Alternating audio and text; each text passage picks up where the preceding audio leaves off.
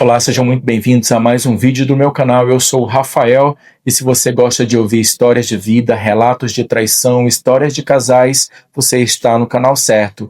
No vídeo de hoje a gente vai ouvir a história de uma mulher que se apaixonou por um homem casado e ela se tornou a outra durante 17 anos. E o pior, a esposa oficial sabia da existência dela e aceitou que ela fosse a outra para que seu marido não saísse de casa. Essa é uma história real e eu gostaria muito que vocês assistissem, curtam esse vídeo e no final deixem um comentário me dizendo o que você achou dessa história, tá bom? Aproveita, se você ainda não for inscrito, já se inscreve, é de graça, não custa nada e me ajuda muito. Então, vamos lá, a leitura de mais um relato, sem mais enrolações. 17 anos. Esse é o tempo que levei para entender que havia me tornado cúmplice da minha própria invisibilidade.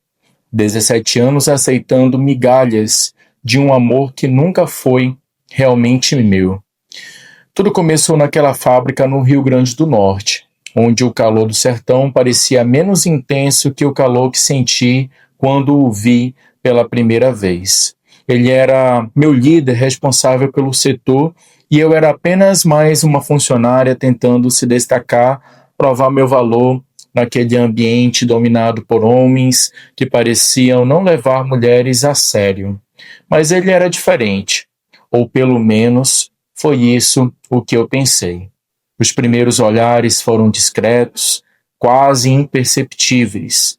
Depois vieram as conversas nos intervalos, os elogios ao meu trabalho, a atenção que nenhum outro homem jamais havia me dado.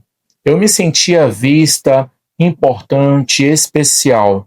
Ele tinha uma forma de falar que fazia qualquer palavra soar como uma poesia, e eu, ingênua, carente de afeto, bebi daquela fonte como quem bebe na água no deserto. Quando começamos a nos encontrar fora da fábrica, eu já estava completamente envolvida.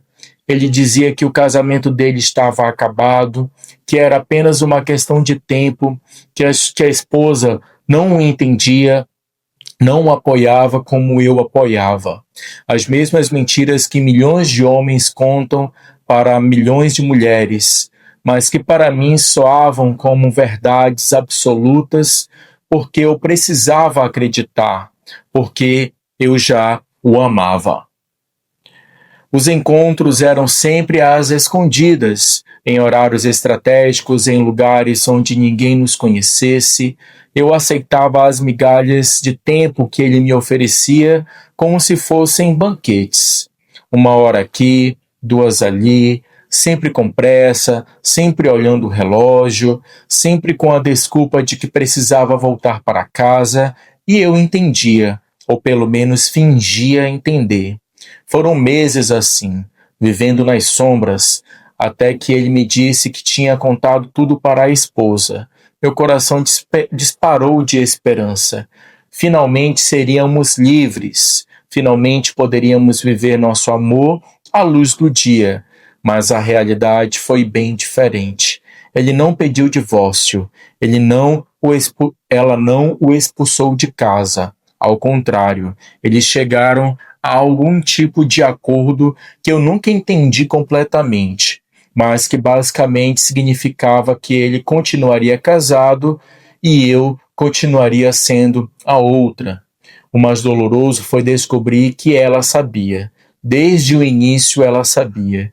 E escolheu ficar, talvez por conveniência financeira, talvez pelos filhos que eles tinham juntos, talvez por acreditar que ainda poderia reconquistá-lo.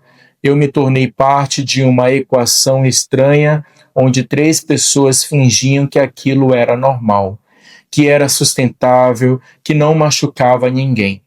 Mas machucava cada vez que eu passava as festas de fim de ano sozinha, enquanto ele estava com a família oficial. Machucava quando eu via casais de mãos dadas na rua e sabia que nunca poderia fazer o mesmo com ele. Machucava quando minhas amigas perguntavam por que eu nunca tinha namorado, porque sempre eu estava sozinha e eu tinha que inventar desculpas para esconder a verdade vergonhosa. Os anos foram passando e eu fui me acomodando naquela situação. Aprendi a viver com a solidão disfarçada de amor. Aprendi a aceitar as migalhas e fingir que era suficiente. Aprendi a comemorar aniversários em dias diferentes, a passar feriados esperando uma mensagem, a dormir sozinha na maioria das noites e a acordar com um vazio ao meu lado. Minha família começou a me questionar. Minha mãe insistia para que eu arranjasse um namorado, me casasse, tivesse filhos. Ela não entendia por que uma mulher como eu, trabalhadora, bonita, estava sempre só. E eu não podia contar, não podia admitir que estava desperdiçando minha juventude esperando por um homem que nunca seria realmente meu. Então veio a gravidez. Não foi planejada, mas também não foi totalmente acidental.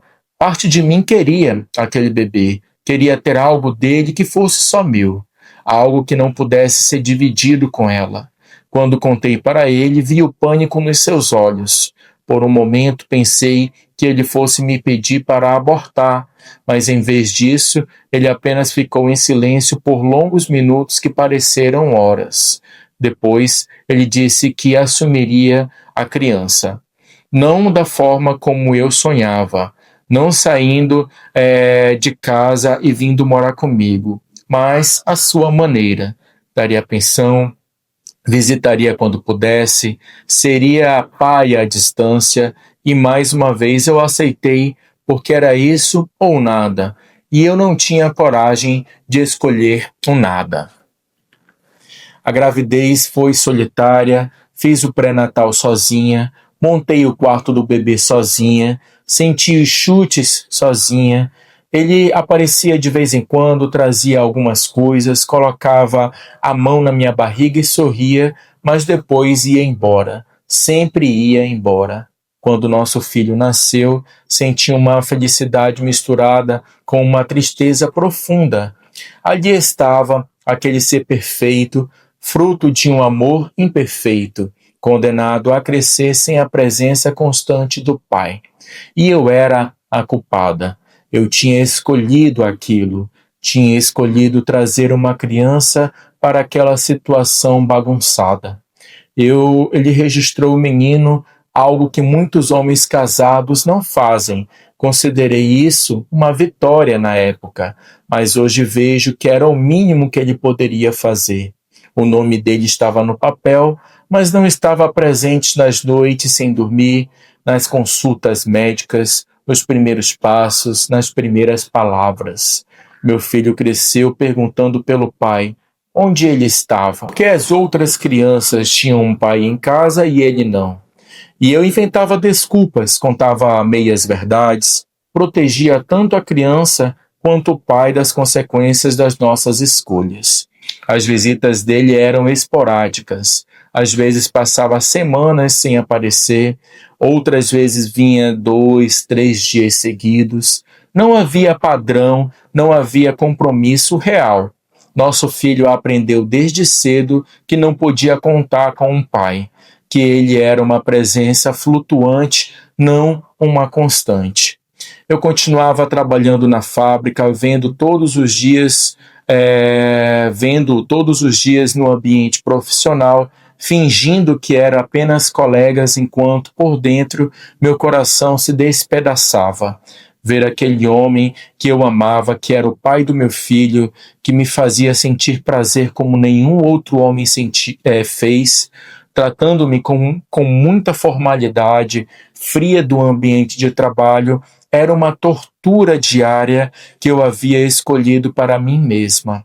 Às vezes ele ficava comigo depois do expediente, a gente dormia junto, me levava para um motel, aproveitando um horário livre, e naqueles momentos eu fingia que éramos um casal de verdade, um casal normal, cozinhava para ele, conversávamos sobre o dia, sobre o nosso filho, sobre trivialidades, mas o relógio era sempre o nosso inimigo, marcando o momento em que ele teria que voltar para casa, para ela, para a vida real da qual eu era apenas uma nota no rodapé, apenas a outra. Conheci outras mulheres que viviam situações parecidas, nos grupos de mães da escola, nas filas do banco, nas rodas de conversa. Havia mais de nós do que eu imaginava, todas carregando o mesmo peso, todas fingindo que estava tudo bem, todas protegendo homens que não nos protegiam. Algumas dessas mulheres justificavam dizendo que pelo menos tinham alguém, que era melhor ter um amor partido do que não ter amor nenhum. Outras se conformavam dizendo que todos os homens eram assim, que era melhor aceitar a realidade do que viver em ilusão. E havia aquelas que, como eu, simplesmente não sabiam mais como sair daquela situação. Os anos continuaram passando, meu filho cresceu em uma casa onde o amor era abundante, mas a presença paterna era escassa. Ele aprendeu a lidar com a ausência como se fosse normal, e isso me partiu o coração mais do que qualquer outra coisa. Eu havia normalizado o anormal para ele. Tentei algumas vezes terminar, dizia para mim mesma que ia encontrá-lo e acabar com aquilo de uma vez por todas, que ia me libertar daquela prisão que eu mesma havia construído. Mas quando o via, quando ele me tocava, quando dizia que me amava à sua maneira, eu desmoronava. Minha força de vontade evaporava como água no asfalto quente. Houve momentos em que ele me prometeu que um dia as coisas mudariam. Dizia que quando os filhos dele crescessem, quando a situação financeira melhorasse, quando a esposa estivesse mais preparada, ele tomaria uma decisão. Mas os filhos cresceram, a situação mudou e ele continuou exatamente onde sempre esteve, dividido entre dois lares, duas mulheres, duas vidas. Perdi oportunidades por causa dele. Houve homens que demonstraram interesse, que poderiam ter me oferecido um relacionamento de verdade, completo, sem segredos, sem horários marcados. Mas eu sempre os afastava porque ainda tinha esperança de que um dia ele seria somente meu. Porque eu me sentia comprometida com ele, mesmo que ele não estivesse verdadeiramente comprometido comigo. Minha família eventualmente descobriu, não contei, mas as pessoas falam, especialmente em cidades menores, onde todos se conhecem. O julgamento foi duro, minha mãe chorou, disse que eu merecia mais, que estava jogando a minha vida fora. Meu pai simplesmente parou de falar comigo por um tempo, envergonhado da situação. E eu não tinha como me defender porque tudo que diziam era verdade. Nosso filho começou a fazer perguntas mais difíceis à medida que crescia. Ele via os pais dos amigos juntos, via famílias completas e começou a entender que havia algo errado com a nossa situação. Tentei explicar da melhor forma que eu pude, mas como você pode explicar para uma criança que o pai escolheu dividir o amor, que escolheu ter duas famílias, que escolheu deixá-lo em segundo plano? Houve aniversários em que ele não apareceu, promessas não cumpridas, momentos importantes da vida do nosso filho, dos quais ele não participou porque estava com a outra família. Eu tinha que secar as lágrimas do menino, inventar desculpas, proteger a imagem do pai, mesmo quando ele não merecia essa proteção. Financeiramente, ele ajudava. Isso eu preciso admitir. A pensão sempre chegava em dia, ele comprava presentes, pagava as despesas extras, mas o dinheiro não substitui o amor e a presença.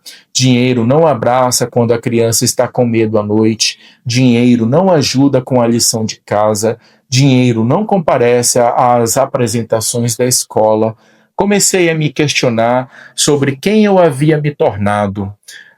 Olhava no espelho e não reconhecia a mulher que me encarava de volta. Onde estava aquela menina cheia de sonhos que acreditava em amor verdadeiro, em casamento, em família? Quando eu havia concordado em me tornar uma versão secundária de mim mesma. Os anos de aceitação cobraram seu preço. Desenvolvi ansiedade, passei por períodos de depressão. Havia noites em que eu não conseguia dormir, pensando em como minha vida poderia ter sido diferente se eu tivesse tido coragem de dizer não logo no início, se eu tivesse me valorizado mais, se eu não tivesse acreditado nas promessas vazias.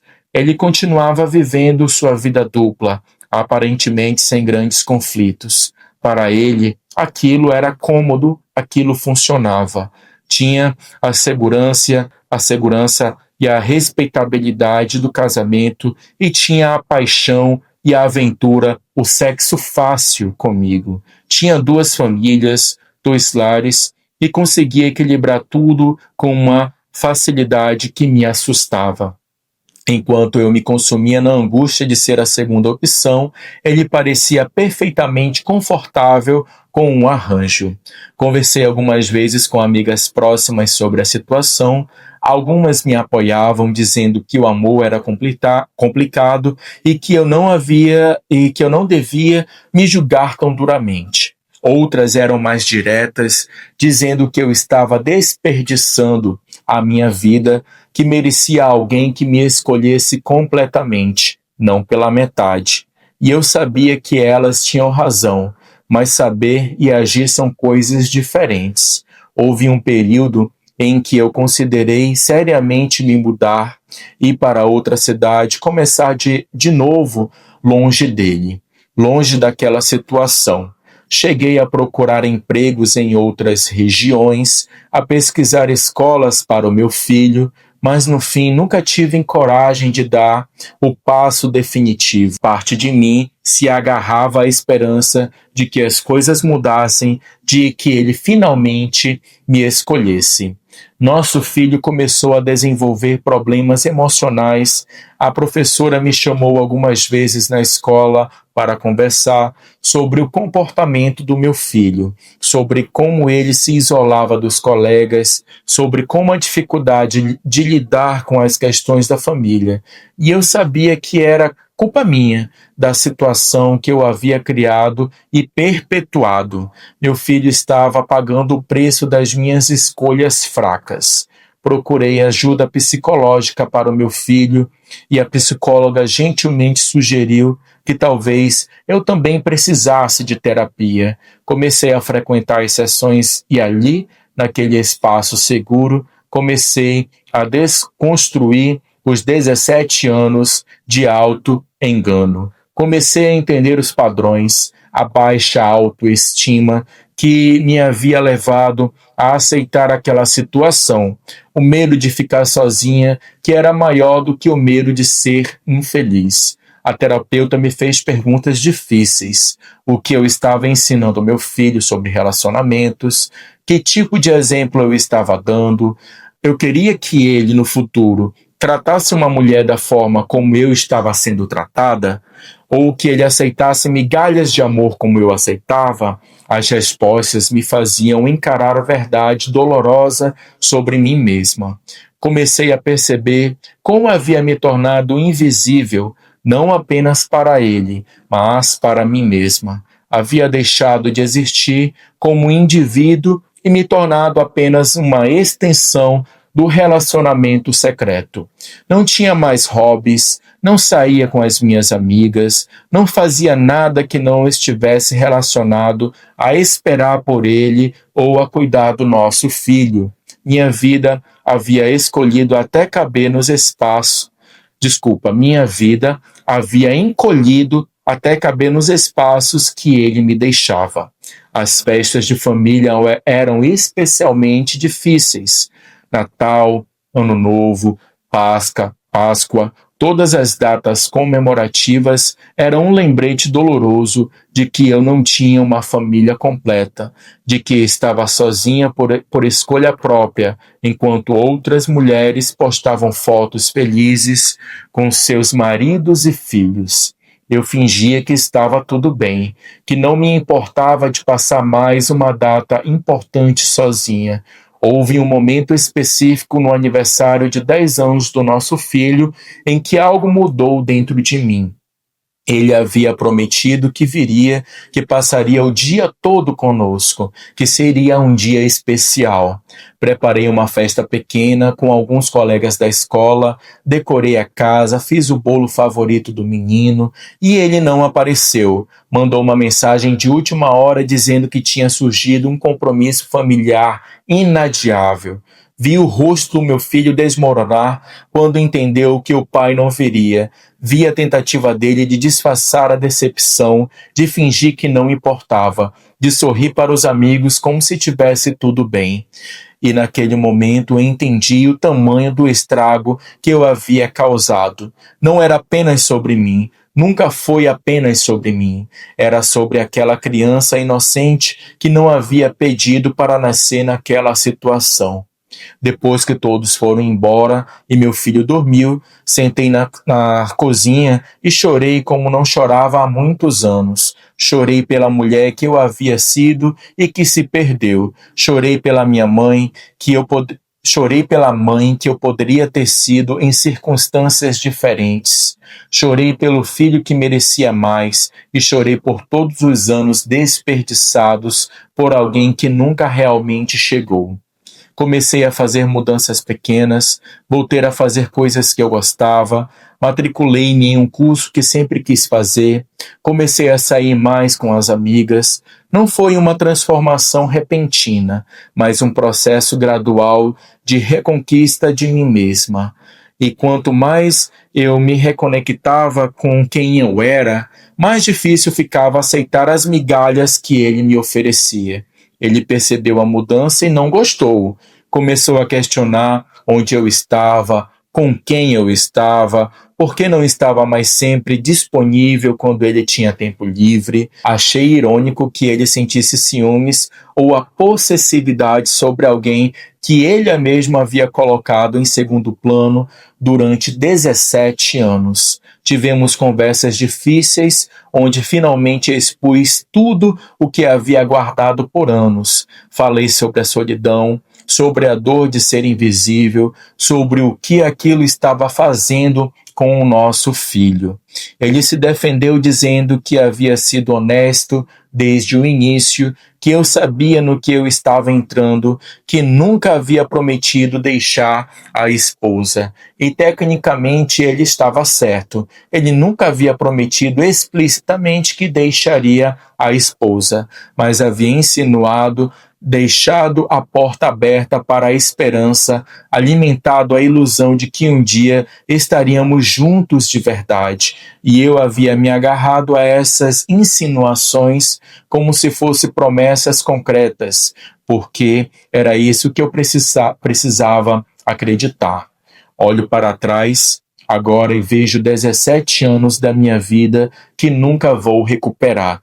17 anos que poderia ter usado para construir algo real, algo completo.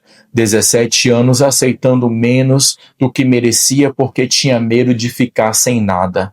Mas o nada talvez fosse melhor do que aquele algo fragmentado e doloroso que eu tinha.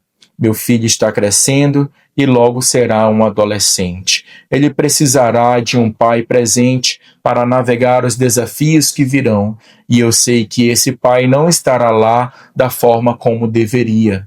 E isso é algo com o qual terei que viver sabendo que fui eu quem o trouxe para essa situação. Penso em todas as mulheres que estão vivendo situações parecidas agora, aceitando menos do que merecem, esperando por promessas que nunca se concretizarão. Quero gritar para elas que não façam o que eu fiz, que se valorizem, que entendam que é melhor estar sozinha do que estar em uma companhia que te deixa se sentindo ainda mais só. mas sei que cada uma precisa fazer a sua própria jornada, cometer seus próprios erros, aprender suas próprias lições. Ninguém poderia ter me convencido a deixá-lo nos primeiros anos. Eu precisava chegar nesse ponto de saturação por conta própria. Precisava sentir a dor acumulada de 17 anos para finalmente despertar. Não sei ainda qual será o próximo capítulo da minha história, se vou finalmente ter coragem de romper completamente, de reconstruir minha vida de forma independente, ou se vou continuar nessa zona de conforto desconfortável por mais tempo. O que eu sei é que não quero olhar para trás daqui a mais 17 anos e ver que desperdicei ainda mais tempo da minha vida. O Rio Grande do Norte me viu crescer, me viu me apaixonar, me viu aceitar migalhas. Essa terra quente e seca testemunhou cada lágrima, cada espera, cada decepção. E talvez seja a hora de escrever uma nova história aqui. Uma história onde eu seja a protagonista da minha própria vida, não uma coadjuvante de outra pessoa. 17 anos aceitando viver assim, 17 anos sendo a outra, 17 anos construindo uma vida nas sombras enquanto ela vivia à luz do dia. Foi a minha escolha, sim, mas foi uma escolha feita por uma mulher que não se valorizava, que não se amava o suficiente para exigir mais. Hoje, eu olho para o meu filho e prometo a mim mesma que vou ser mais forte por ele, por mim, por todas as mulheres que merecem mais, por todas que estão esperando por alguém que nunca vai realmente chegar, por todas que esqueceram que merecem ser a primeira escolha, não a segunda opção. Essa é a minha história. Não é bonita, não é romântica, não tem final feliz, pelo menos não ainda, mas é uma história real. É a história de milhares de mulheres que vivem vidas paralelas, amores paralelos, existências paralelas. E talvez, ao contar isso, ao expor essa ferida, eu finalmente comece o processo de cura que deveria ter começado há muito tempo. 17 anos foram muito, mas ainda tenho o resto da minha vida pela frente. E essa vida não precisa mais ser definida por aquele amor incompleto, por aquela escolha fraca, por aquela aceitação resignada. Posso escolher diferente agora. Posso ser mais, posso exigir mais, posso ensinar meu filho que amor verdadeiro não é sobre aceitar migalhas, mas sobre se valorizar o suficiente para esperar pelo banquete completo. Este é o meu relato, meu desabafo, minha confissão. 17 anos de uma vida que não foi totalmente minha, mas que agora eu tenho a chance de reclamar e talvez seja esse o único final feliz possível para essa história. Não conseguir o homem, mas me recuperar a mim mesma.